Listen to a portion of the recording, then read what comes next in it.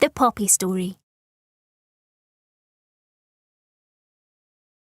The First World War, or the Great War, started in 1914. The British Empire and their allies, France, Russia, Italy, and America, fought a war against Germany, Austria-Hungary, and the Ottoman Empire. Millions of men joined the British armed forces and went to fight in the war.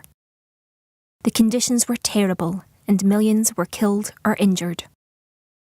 Those that did return home would never be the same again.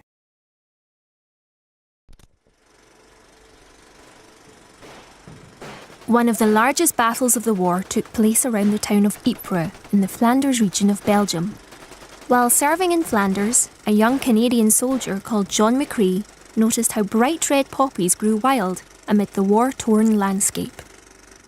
Despite the devastation that surrounded him, he was inspired by the poppies that grew there to write the poem In Flanders Fields.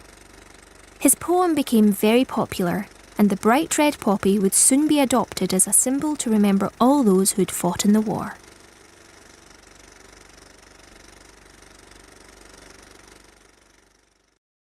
The First World War ended at 11 o'clock in the morning on the 11th of November, 1918.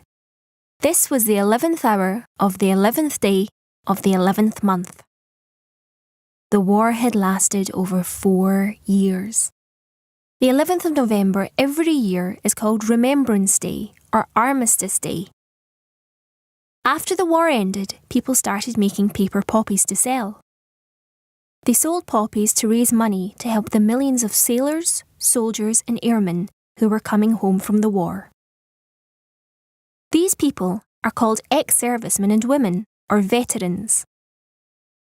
On Remembrance Day, people wear a poppy, and at 11 o'clock in the morning, the same time the war officially ended in 1918, there is a 2-minute silence. This is for people to remember all the veterans who have served their country in a war. Not just the First World War,